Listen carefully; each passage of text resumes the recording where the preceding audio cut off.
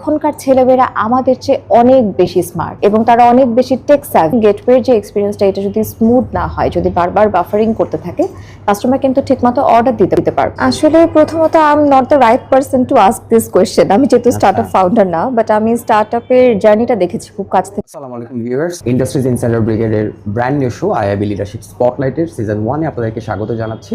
আমি মোহাম্মদ আব্দুল্লাহ কবির।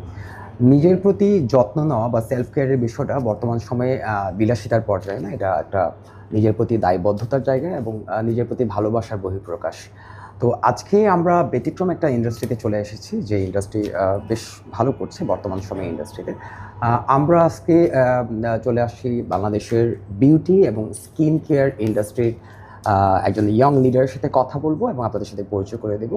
পুরো প্রোগ্রাম জুড়ে অনেক বিষয় নিয়ে কথা হবে। আজকে আমাদের প্রোগ্রামে উপস্থিত আছে সাজগোজ লিমিটেডের অ্যাসিস্ট্যান্ট ভাইস প্রেসিডেন্ট, যিনি কিনা বিজনেস ডেভেলপমেন্টটা দেখছেন, ফারহানা প্রীতি ম্যাম।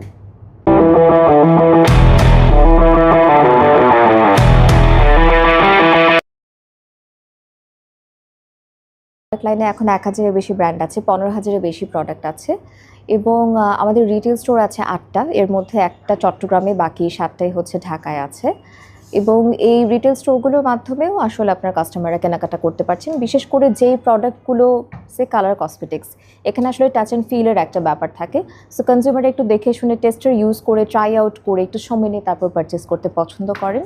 সো আমাদের রিটেলেও কাস্টমাররা যান এবং অনেক সময় নিয়ে তারা অনেক গল্প করে করে হচ্ছে আমাদের সাথে কেনাকাটার যে এক্সপিরিয়েন্সটা সেটাও তারা শেয়ার করেন। সো ওভারঅল আমাদের সামনে আসলে ঢাকার বাইরে আরও বেশ কিছু রিটেল আউটলেট খোলার প্ল্যান আছে।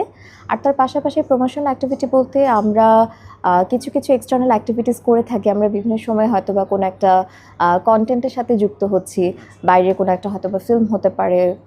আমাদের বিভিন্ন প্রোগ্রামে দেখা যাচ্ছে আমরা যাচ্ছি, যেমন গত সপ্তাহের আগেই আসলে আপনার বাংলাদেশ মার্কেটিং ডে অনুষ্ঠিত হয়ে গেল, সেখানে আমরা পার্টনার হিসেবে ছিলাম।